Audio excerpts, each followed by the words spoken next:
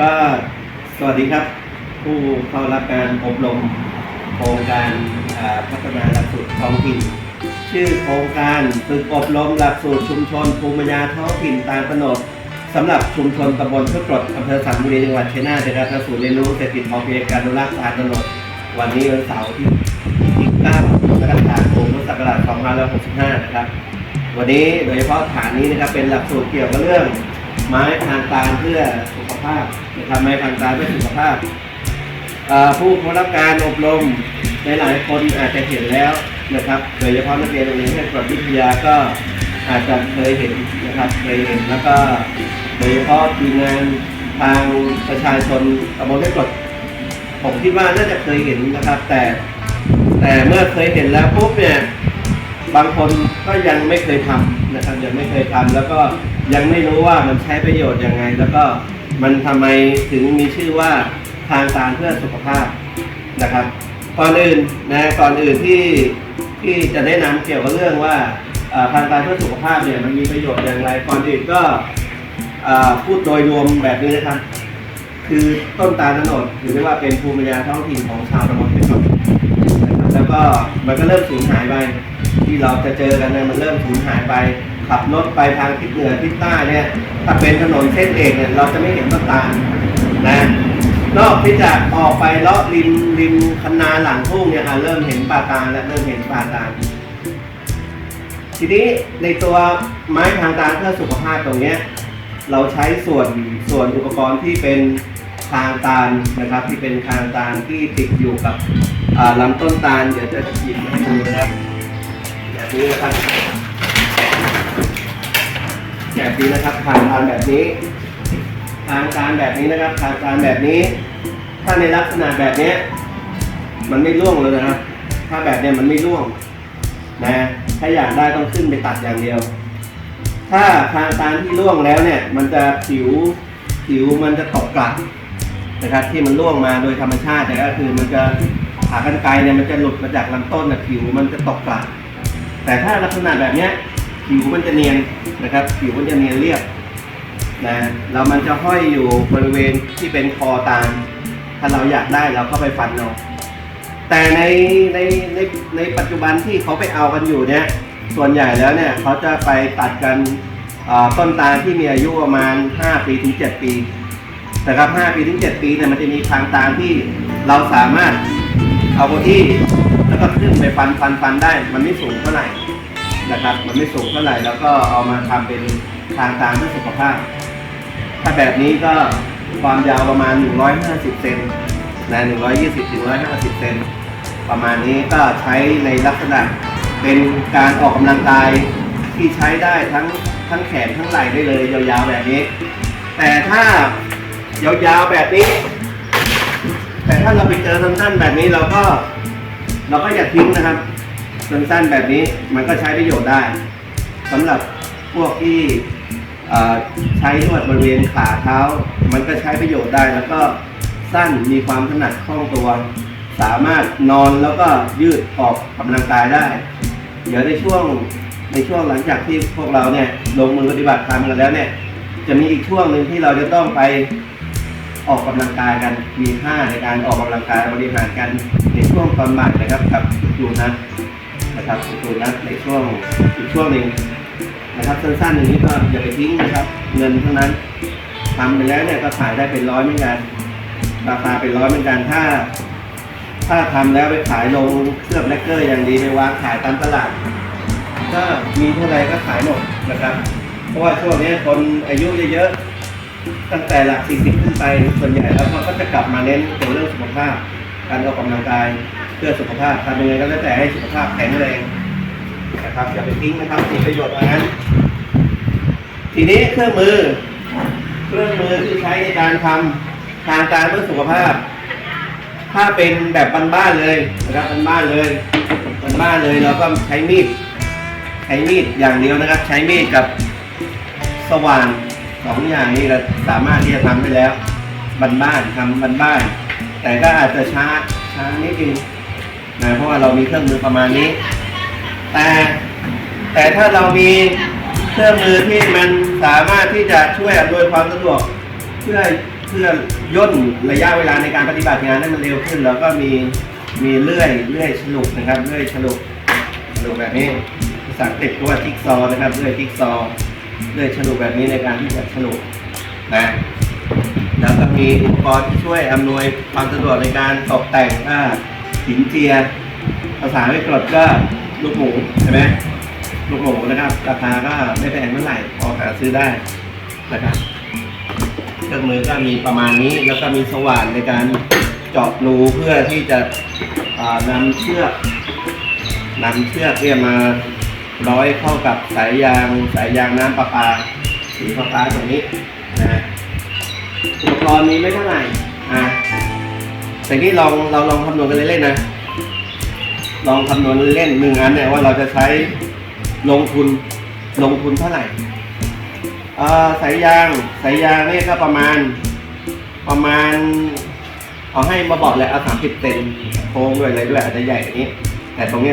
แต่ถ้าอันนี้20 เซนนะเราก็เผื่อคำนวณกันเกินไว้30 เซน30 เซน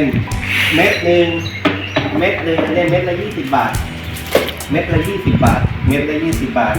30 เซนก็อยู่ประมาณราคาประมาณ6 บาทนะประมาณ6 บาทเชือก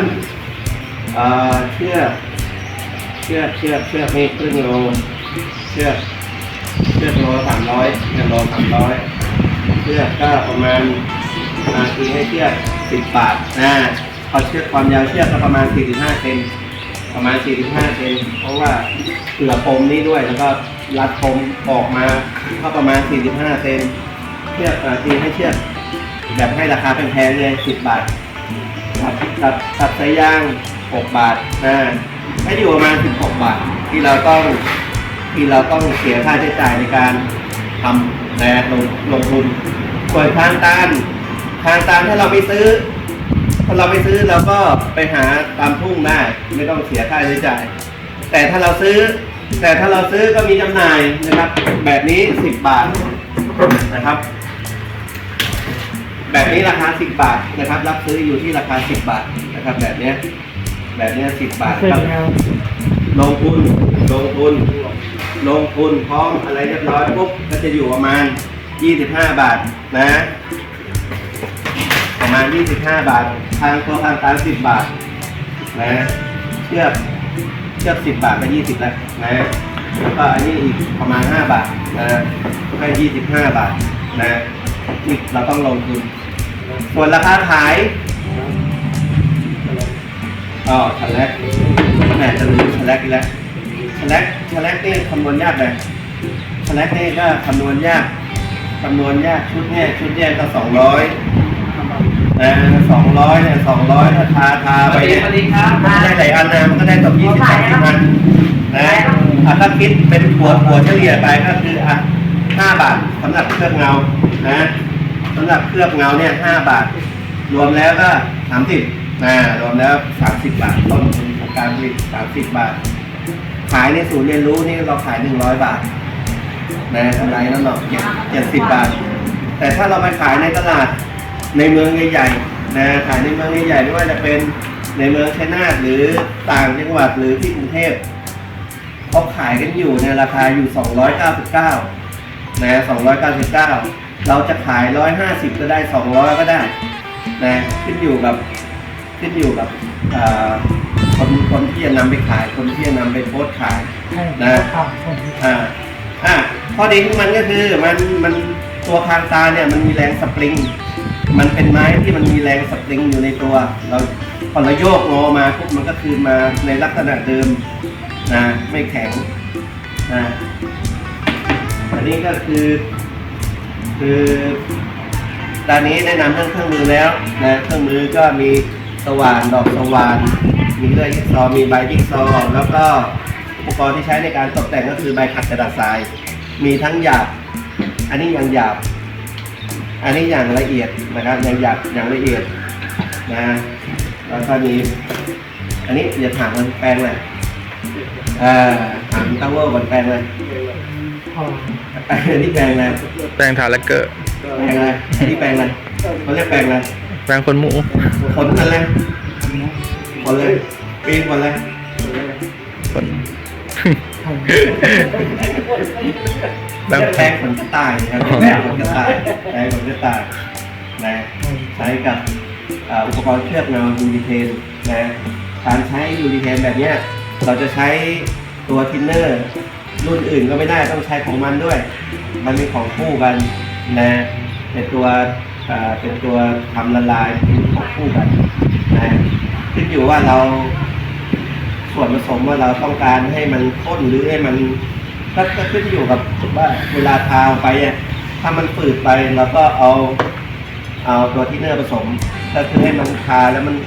นสะดวกแต่การทามันลื่นนะอันนี้ก็ใช้ประสบการณ์ในการผสมนะตรงนี้กระดาษทรายหลังจากที่เราทำทุกอย่างเสร็จเรียบร้อยปุ๊บกระดาษทรายละเอียด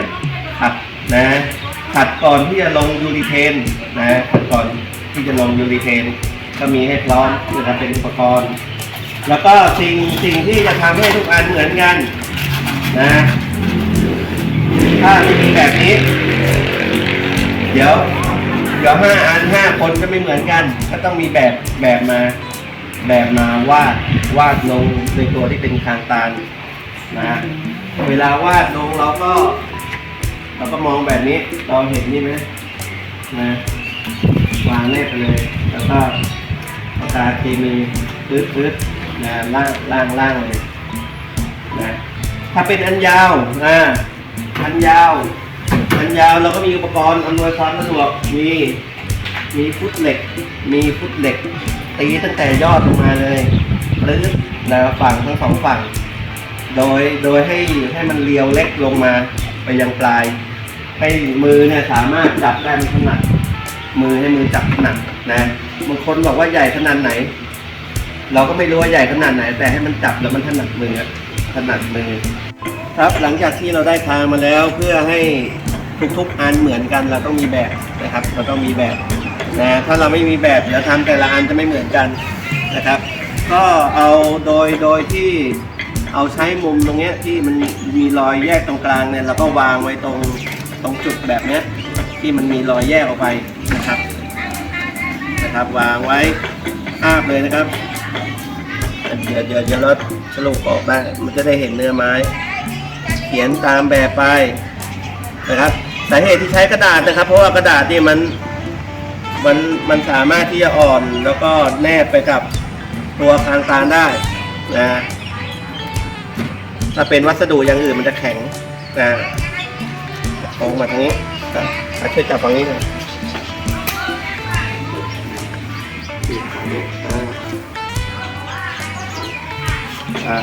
พอเราได้หัวแบบนี้ปุ๊บนะครับเราก็ตียาวเลยนะครับใช้ฟุตเหล็กคือเราสามารถยืดหยุ่นได้นะครับยืดหยุ่นได้ฝั่งนี้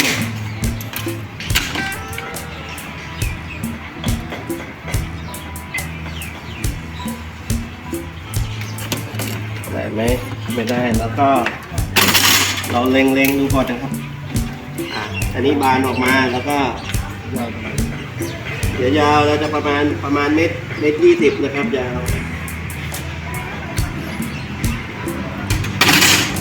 ก็วัดจากที่มา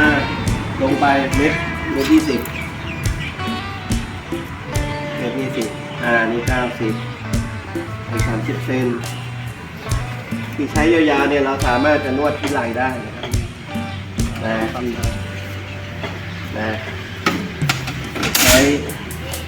ใช้เลื่อยตัดนี่นะครับแล้วก็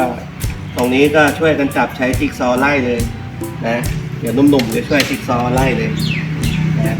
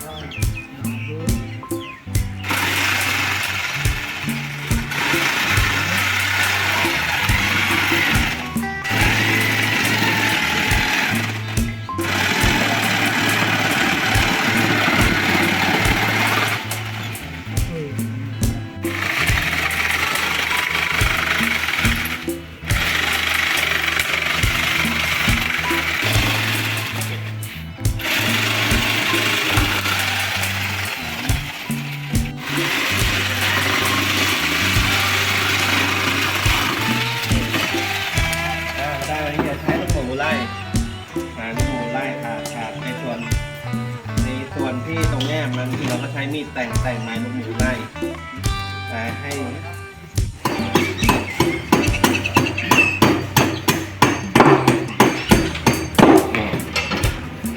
เดี๋ยวใช้หินเจียไล่ขัดจริงๆก็ไล่ความจริงเลย หินเจียใช้ใบไหนครับ เอาเลยเล่นใบหยาบก่อนเราจะใบหยาบไล่ก่อน ใบนี้ป่ะพี่ มีเขียงนะฮะเขียงลองเลย นี่ครับ เดี๋ยวมีดแต่งก่อนก็ได้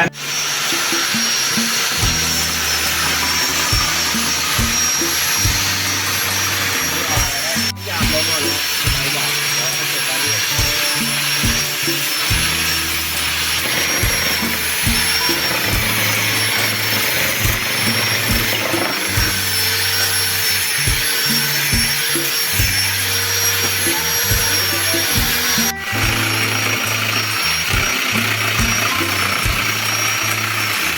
กดเลยแน่นเลย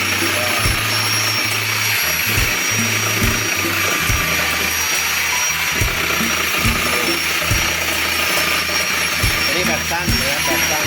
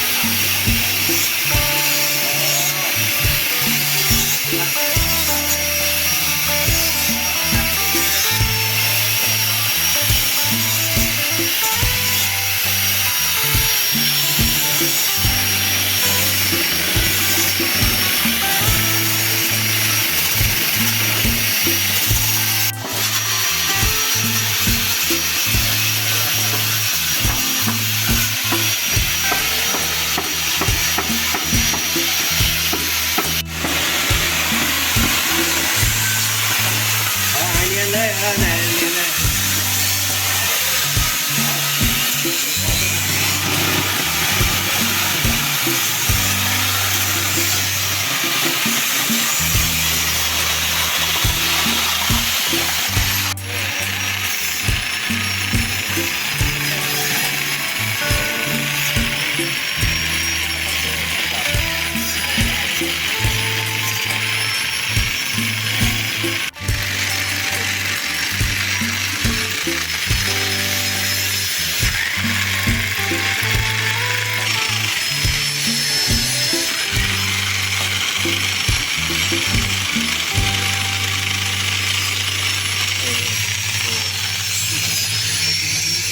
ขาดอย่าลง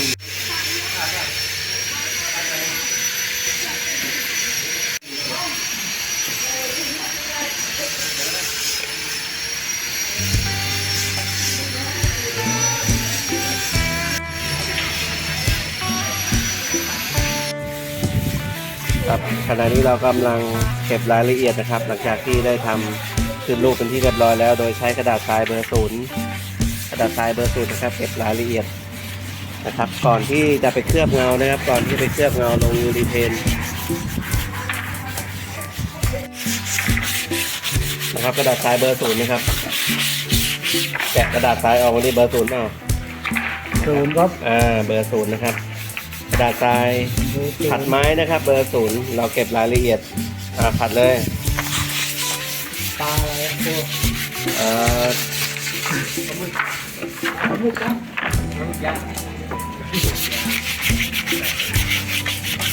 เก็บรายละเอียดนะครับครับหลังจากที่ผู้เขารับการฝึกอบรมนะครับได้ปฏิบัติกันมาสวยงามมากนะครับขัดมาอย่างเอี่ยมเลยทำความสะอาดมาอย่างดีด้วยกระดาษทรายเบอร์ศูนย์นะครับเพื่อให้เนื้อตัวไม้ตายเพื่อสุขภาพเนี่ยเนียนก่อนที่เราจะเคลือบเงา ทีนี้การเคลือบเงาเนี่ยมันมี2ประเภทนะครับเป็นการเคลือบเงาแบบปิดลายไม้กับเปิดลายไม้ ปิดลายไม้ก็จะใช้ส่วนใหญ่แล้วก็จะใช้ในวงการสีนะครับสีทาน้ำสีน้ำมันเนี่ยทาแล้วมันจะปิดลายไม้ทั้งหมดเลยมันจะเห็นเนื้อสีแต่ที่เราจะทำกันอยู่เนี่ยเป็นการเคลือบเงาไปเปิดลายไม้ เปิดลายไม้ก็คือพอเคลือบไปปุ๊บเนี่ยเราจะเห็นเนื้อไม้เหมือนเดิมนะครับคล้ายๆกับเราเคลือบฟิล์มเคลือบเงาในที่นี้เราจะใช้ยูริเทนนะครับชุดยูริเทนในการเคลือบเงาเดี๋ยวมีการผสมเราต้องใช้ของมันนะครับถ้าเราใช้การเล่นยูริเทนเราก็ต้องใช้ทินเนอร์การเล่นยูริเทนนะครับจะได้ทำละลายได้แบบสมบูรณ์ตามที่โรงงานเขาผลิตมาครับการผสมก็อย่าผสมเลยนะครับผสมก็เราก็เทตัวที่เป็นยูริเทนลงไปก่อนนะครับลงในภาชนะนะครับภาชนะที่เตรียมไว้ภาชนะนี่ก็เป็นภาชนะที่น่าจะทนทานต่อทินเนอร์ถ้าเป็นภาชนะที่ไม่ทนต่อทินเนอร์ได้เดี๋ยวทินเนอร์ก็จะกัดภาชนะนะครับนี่ทินเนอร์ในรอบแรกเราก็เทสก่อนนะครับเทสก่อนว่าตัวที่เป็นมันพร้อมที่จะทาไหมแต่ที่โดยทั่วไปเนี่ยเขาจะผสมไว้เลยหน่อยนึงนะครับเช็คหน่อยดูก่อนนะครับแล้วก็คนไม้คนก่อน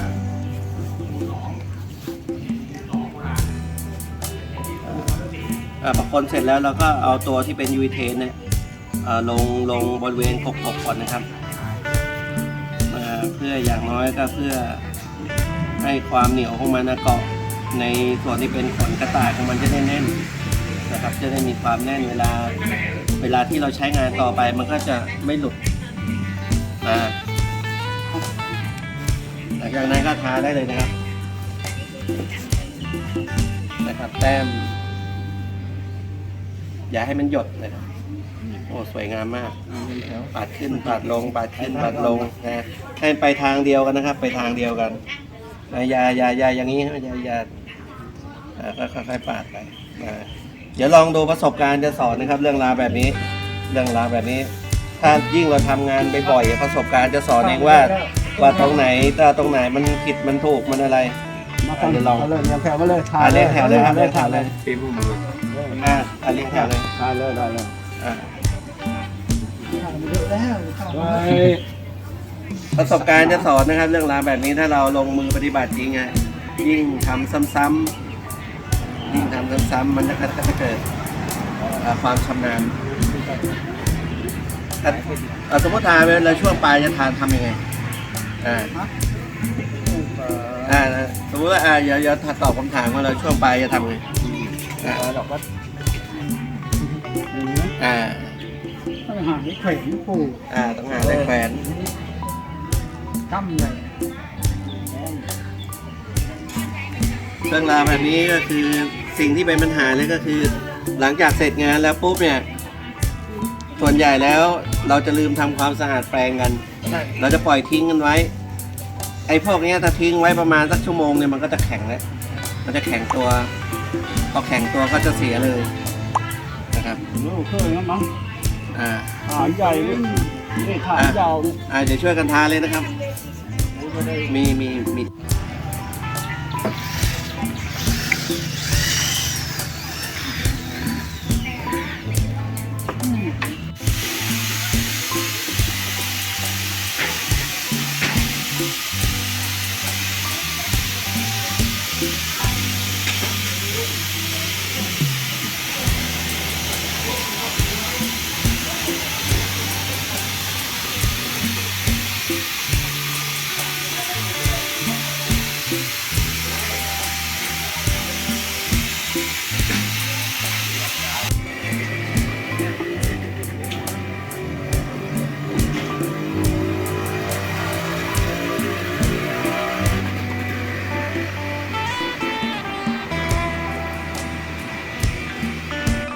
ขยับไปนู้นเลย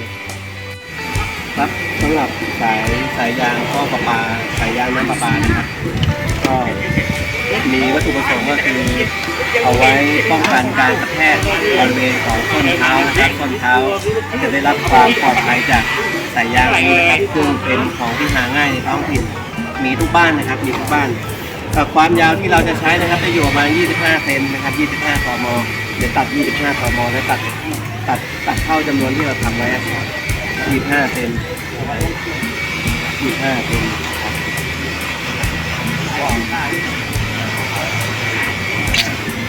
ตัดเลยครับตัด25เลยครับตัด25เลย 25นะครับ 25 เซนเม็ดหนึ่งจะได้4 อันครับเม็ดหนึ่งได้4 อันขายยางเม็ดละ20 บาทเอาพูดไหม เอา 4 อันถ้าเราจะตัดเอามาใช้กันเราเม็ดหนึ่งเราจะได้4 อัน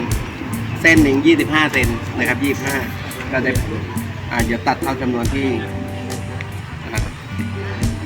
เอาปลายตรงอื่นครับ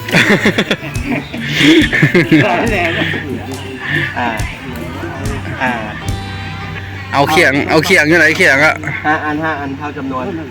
เขียงอยู่ไหนครับ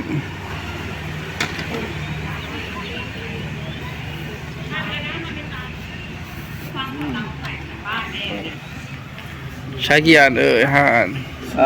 ใช้เท่ากับจำนวนที่ทำเมื่อกี้เนี่ยคนละอันเบื้องต้นเอาคนละอันก่อนสำหรับเชือกนี้นะครับก็ประมาณ 50-60 เซนนะครับในตอนนี้เราเอา60 เซนนะครับเผื่อต้นเท้าบางคนใหญ่ยาวไม่เท่ากันซื้อหมดร้อยเนี่ยมาอยู่ประมาณ60 เซนนะครับ60 เซนแจกเด็กๆ100 ตัด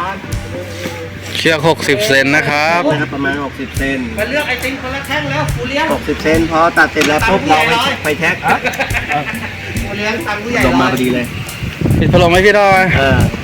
ปิดพัดลมไหมนะเอาไปทางอื่นไม่ต้องปิดเราตัดเราเก็บหัวเชือกด้วยไฟแช็กนะครับจะได้ไม่ลุยนะครับจะได้ไม่ลุยออกมาครับสำหรับขั้นตอนสุดท้ายก็คงเป็นขั้นตอนการประกอบนะครับหลังจากที่เราเคลือบเงาจากยูริเทนนะครับเคลือบเงาจากยูริเทนนะครับสวยงามมากนะครับสวยงามมากเป็นอันเล็กนะครับเราก็นำสายยางท่อน้ำนะครับท่อน้ำสายยางประปานะครับที่เราใช้ในการฉีดน้ำต่างๆเนี้ยเม็ดหนึ่งเราตัดได้4 ส่วนนะครับโดยที่เราจะใช้งานอยู่ที่ประมาณ25 เซนนะครับ25 เซนส่วนเชือกนี่ก็เป็นเชือกลูกเสือนะครับเชือกลูกเสือนี่ก็เส้นผ่าศูนย์กลางก็ประมาณ9 มิลนะครับก็โอเคมันมีแรงยืดหยุ่นได้นะครับและเวลาในการผูกปมแล้วก็คลายเนี่ยมันจะคลายได้ง่ายนะครับเพราะว่ามันเป็นเชือกลูกเสือนะครับขั้นตอนแรกเราก็ร้อยก่อนนะครับร้อยรูไปก่อนร้อยมาแล้วก็ผูกเป็นปมผูกไปเลยนะครับเป็นปมเสร็จแล้วเราก็มาร้อยเข้าสายยางร้อยปลายโผล่มาแล้วโผล่มาเราก็ร้อยเข้าไปข้างนึงอีกรูนึงนะครับแล้วก็ผูกปมนะครับพอดีนะครับ60 เซนเนี่ยน่าจะเป็นปมที่ใกล้เคียงและสวยงามมากครับ60 เซนถ้าเท้าเล็กเราก็ขยับปมได้ครับเท้าเล็กเราขยับปมเข้าไปได้ขยับปมเข้ามาได้แต่ถ้าเท้าใหญ่เราก็คลายออกมาให้ตัวปมมาอยู่ใกล้ๆริมเชือกเท้าใหญ่นะครับเนี่ยเท้าใหญ่แต่ที่นี่เอาเท้าปานกลางนะครับเท้าปานกลางแล้วก็เราจะพอดีเชือก60 เซนนี่พอดีเลยเท้าปานกลาง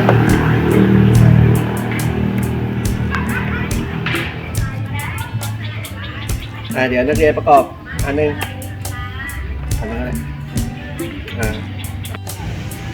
เดี๋ยวร้อยไปก่อนนะแล้วผูกเป็นปม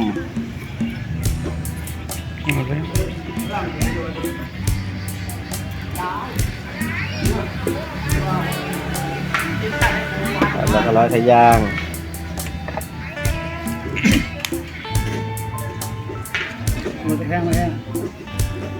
น่าจะแห้งแต่นานหน่อย เนี่ย เดี๋ยวพรุ่งนี้ไปใช้เลย เพราะเปิดแล้ว ทาเลย การนี้ท่าร่วง นะ หลังเนี้ย ล้างเลย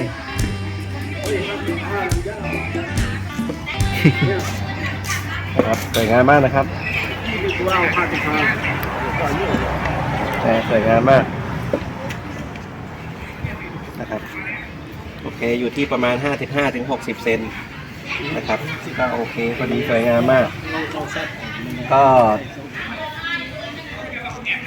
ก็สำเร็จลุล่วงไปด้วยดีนะครับถืออันสั้นถืออันสั้นอันยาวอันสั้นอันยาว ต่อไปจะเป็นกระบวนการในการบริหารนะครับในการมีการบริหารร่างกายในท่าต่างๆนะครับ เดี๋ยวครูนัดครูกศนของตำบลห้วยกรดจะเป็นผู้ฝึกสอนนะครับให้กับผู้เข้ารับการอบรมได้รู้ว่ามีท่ากี่ท่าในการที่จะฝึกอบรมครับ นี่ใช้สำหรับยืดน่องท่าที่สองท่ายืดไหล่ดูสิใครทำถูกไหมจะซ้ายจะขวาก่อนได้โอเคกดลงเองมากกด 3 4 5 6 7 8 9 10 สุดยอดเปลี่ยนข้างครับ